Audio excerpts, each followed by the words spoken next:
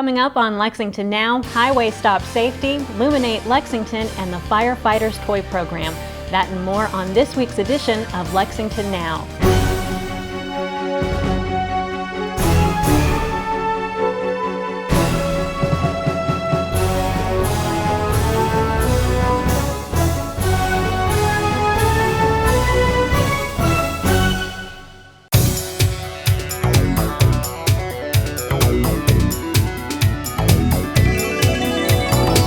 I'm Brenna Angel, filling in for Sherelle Roberts. Welcome to another edition of Lexington Now, where we take a look at the news that shapes your urban county government. Safety on the highways is always a primary concern for police officers, but often they are the ones who are in danger. Here are some tips on how you can help those brave men and women and yourself stay safe on the roads. We make traffic stops all the time, which would put us on the side of the road or even in the road. So it's the law to get over. Most people just don't do it, and it puts us in a lot of risk. So I stopped you for speeding. Can I have your driver's license, registration, and proof of insurance? We work 4 10-hour shifts, and pretty much the whole time we're working, we're in our car a lot of the time. So like you said, it's our office. Charles, Boyd, Robert. Most officer deaths, line of duty deaths, occur from either being hit by a motor vehicle or being in a collision. I experienced my own situation. I was out on the interstate. I received the 911 call from a woman that was broken down with a flat tire on the interstate. I was dispatched out there to sit with her, to kind of protect her from oncoming traffic while she got the tire changed. I positioned my car, to a position where if a collision happened or something happened, that they would hit my car and kind of shear off. While I was sitting there, I had my seatbelt fastened because you never know what's going to happen. I hear a loud screeching, like skidding, and I look in my rear view and there's a truck behind me doing a 360 skidding, coming right towards the rear of my vehicle, and spun out probably within, I'd say, 6 feet of my rear bumper. It was a close one. To avoid accidents, my advice to the driver would be move over, slow down, and be aware of what's going on around you. Don't follow too close to the vehicle in front of you. My advice to officers to avoid accidents would be build good habits. From day one that you hit the street, start developing good habits. Positioning of the car. You can turn your emergency equipment on and kind of guide the person that you're pulling over into a specific spot. That helps a lot. Just being aware of what's going on around you, traffic conditions, things like that. If it becomes a routine, it'll become second nature. So it'll hopefully protect somebody someday if you just get into a good habit of doing that. For more information, visit the police webpage at lexingtonky.gov.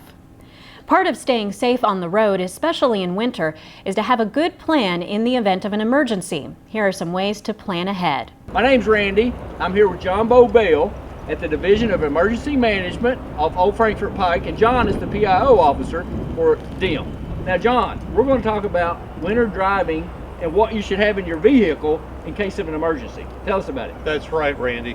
The most important thing you need to have is an emergency kit in your vehicle. It needs to have the supplies you would need if you got stuck, if you got stranded, in order for you to stay warm in the vehicle and wait till help arrives. The best thing to do is to be prepared before that snow starts falling. And we're going to go over those in just a moment.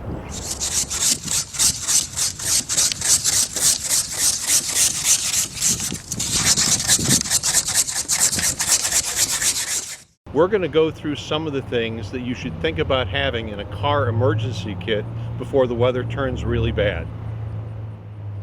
First thing off, washer fluid. Always make sure that you have at least a half a tank of washer fluid. The half tank is a good thing to remember too when you're driving. drive on the top half of your gas tank. During the winter weather, when your gas tank gets to half, fill it up again. You don't want to be driving in winter weather and run out of gas. Kitty litter. Kitty litter is a great thing to put in your trunk or the back seat of the car, because if you're dealing in icy road conditions, you get stuck on a driveway, you get stuck on the street, kitty litter will restore traction to the tires and will let you get moving rather than just spinning your wheels. Also in an emergency kit, an ice scraper with a snow brush. I like the ones that have a long handle so you're not having to bend over the car and get all snowy while you're scraping the windows or taking snow off of the roof. It's important to remember too that if it snows and your car is outside, clear off all your car, just not a little window in the windshield so you can see out. Clean your entire car. That's important for safety. Family emergency kit's important for the house, but even a little car emergency kit's important too, because inside this you'll have another scraper, a pair of work gloves, and it's always a good place to put another car charger for your cell phone. If the power goes out in your house, you can charge your cell phone from the car dozens of times, and by that time the power will go out and you'll still be connected to emergency information. Those are neat little kits, John. Where can you get those? Those are available at most discount stores, grocery stores, and occasionally we will do special promotions and give them away. A couple other important things to think about having in a car emergency kit is a small first aid kit, bandages, gauze, tape. Important that if someone is injured, you're able to administer first aid until a first responder shows up. Flashlights, really important. Put extra batteries in your emergency kit and check it every so often to make sure the batteries actually work. Also in your emergency kit, a good thick blanket. You like to think about those space blankets, those little thin Mylar. They're not really good for keeping you warm, so invest in a blanket, or everybody's got an old comforter. Put that comforter in the emergency kit. You never know when you'll need it. Last but not least, a NOAA weather radio. That's the most important appliance in your home. This one here, you can plug it in the wall, it'll operate on batteries, or with a little hand crank, it'll keep it operating indefinitely. Plus, this not only is a NOAA weather radio, it's an AM FM radio, and it will charge your cell phone as well. It's a good, inexpensive way to stay in tune with what's going on weather-wise and during an emergency. For more information about emergency preparedness, visit our website, BeReadyLexington.com. We've got lots of information there about building a kit, making a plan, and being ready for when winter weather hits. It's not an issue of if, it's a question of when. After the break, we take a look at keeping your vehicle in tip-top shape for winter.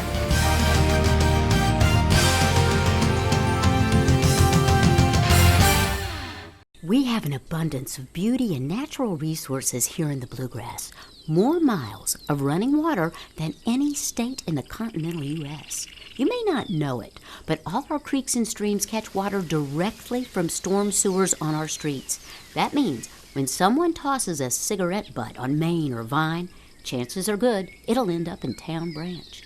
Leave some pet waste on a sidewalk near Versailles Road, it goes into Wolf Run Creek. So please, don't trash the Bluegrass.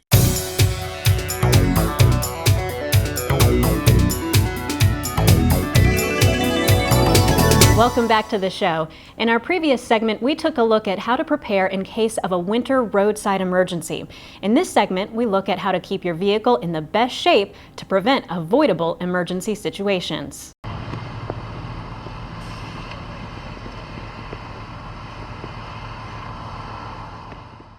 Hey everybody, I'm Randy at GTV3 and I'm out here at the Division of Emergency Management with John Bell, or as we like to call him, JB at the office. That's right. But we're going to talk to you about winter safety tips, and he's going to talk to you about taking care of the engine. Well, taking care of the whole car and the engine is really important during the winter time, because it's when it gets cold. A lot of things happen that you don't want to have happen when you're driving down the road, especially when it's snowing or it's icy. So right after this, He's going to take us through some things on the engine and the vehicle. Mr. Grinch, you're a bad banana with a greasy black peel.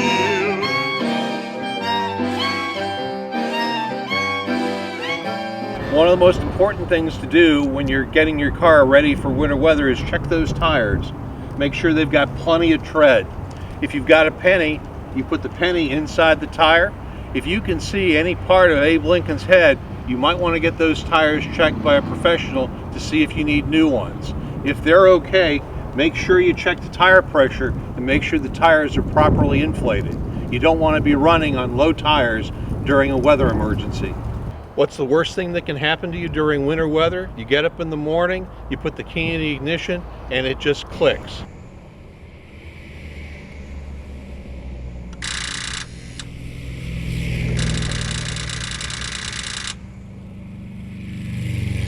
It's important to have your battery checked before winter weather and that cold weather sets in.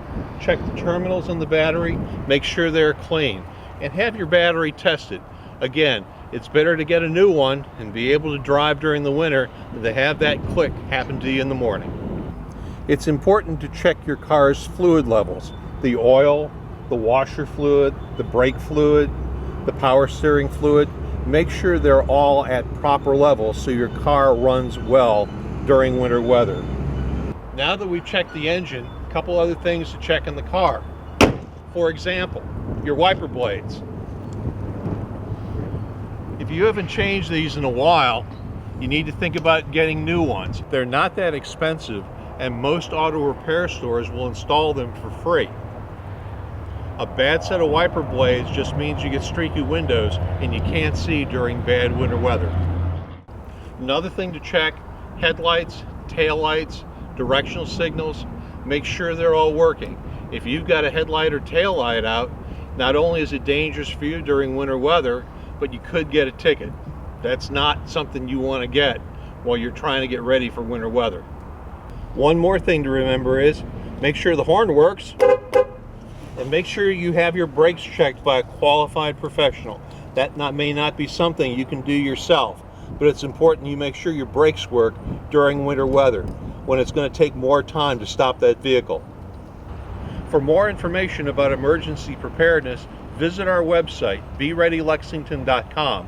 We've got lots of information there about building a kit, making a plan, and being ready for when winter weather hits. It's not an issue of if, it's a question of when. For more information, log on to BeReadyLexington.com. The holiday shopping season is rapidly approaching, and if you have any outstanding parking tickets, there is a way you may be able to keep some of the fine money you'd otherwise have to pay. Gary Means of the Lexington Parking Authority explains. Hi, I'm Gary Means with the Lexington Parking Authority, and we're going to talk about our Food for Fines program today, so come on inside because it's freezing out here. Okay, so now we're inside the Lex Park office. It's located at 122 North Broadway, and this is where you can bring your cans to pay for your fines. So again, this is the Food for Fines program. It's our second year, and what we're doing a little bit different this year is 10 cans will give you a $15 credit off any of your citations. So if you've got a yellow curb citation, parking the wrong direction, even a fire hydrant, and definitely the meter violations. So we collected about 6,200 cans last year. We're hoping to break that record. So just bring in your cans. 10 cans gets you $15 off any parking citation here in Lexington. We're working again this year with God's Pantry. We're asking you to bring in cans. 10 cans will give you a credit of $15 off any parking citation. We want to fill these barrels up back here. So just bring in your cans again to 122 North Broadway. And this program runs from Monday, November the 16th through Friday, December the 18th, so 5 weeks. For more information about the Food for Fines program or anything about downtown parking, call 231-7275 or you can visit us at lexpark.org. And once you have taken care of those fines, you can head downtown to do your Christmas shopping because, as Gary explains, there are plenty of places to park downtown. Hey, I just came back from a lovely trip along the Milky Way. Oh man, I got all my Christmas shopping done. Now I'm looking for a place to eat downtown. I hope there's plenty of parking. I'm sure there is. We're going to talk to Gary Means, and he's going to give us the lowdown on all the great parking in downtown Lexington for the holidays. I stopped off at the North Pole to spend a holiday. I called on dear old Santa Claus just to see. Hello, what my I name is could Gary see. Means with the Lexington Parking Authority, and I just want to let you know when you're finishing up your shopping and you're looking for a place to eat downtown, we've got a lot of parking available. And one of the garages right behind me is one you might not think about too often because it's referred to as the courthouse garage, but it's open to the public and it's really close to Limestone where there's a lot of great restaurants and only a block and a half off of Main Street where there's other places to eat. Well, we highly recommend trying this garage out. It's after 5 p.m. in the weekends, it's only $3 to park here. If you're unfamiliar where the parking is available in downtown, we've got a great app that's free that you can download and put on your phone. It's called Park Me, and it'll show you where all the parking garages are downtown and parking lots and what their rates are. And some of them show availability, like the courthouse garage that's right behind me. Another really exciting area to think about eating after you've been doing your shopping is the Short Street Broadway area that includes the square. Right in the middle of all of those great restaurants is the Victorian Square parking garage right behind me. And you can see an awesome mural that was done a year ago, and there's a couple of more murals on the other side of the garage. But this garage is a great place to park when you're heading into this area of downtown. Another thing when you're out looking for places to park are the blue P signs that we've added to downtown. That'll help you find where public parking is. There's blue P signs on the sides of the road that'll direct you to entrances, and then we've got really big, large P's in the street that'll help you find the entrances of the garages as well. For more information about parking downtown, go to our website at lexpark.org. Santa Claus is coming to town. Santa Claus is coming. Santa Claus is coming to town. For more information on Food for Fines or general parking downtown, log on to lexpark.org. And whether you're headed out to get a jump on Christmas shopping or just headed to work or school, you want to know how traffic may affect your trip. The Division of Government Communications has got you covered to help make your daily commute a bit smoother with our show, Crosstown Traffic. The show airs live weekday mornings, 6:30 to 8:30, and gives you the most up-to-date traffic news and even a street view with our live cameras, so you can see where the delays are before you leave the house. Remember, that's Crosstown Traffic right here only on GTV3. And now here's a look at this week's lane closure report.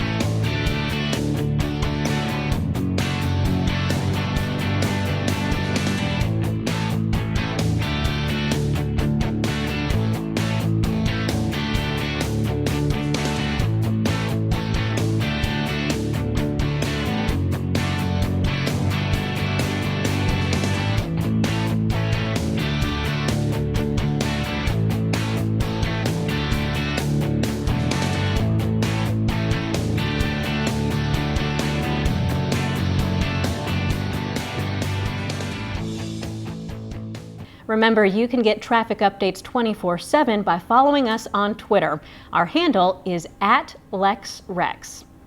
It's another busy week at City Hall. Here's a look at some of what's on the calendar. For a complete list of meetings and events, you can log on to our website. You know where to find us, lexingtonky.gov.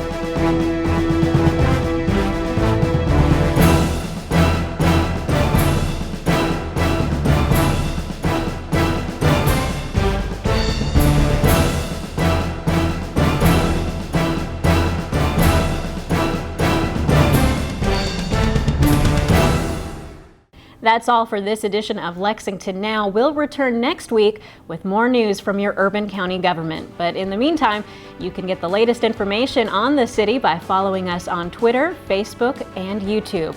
For the staff and producers at GTV3, I'm Brenna Angel, and that's it for now.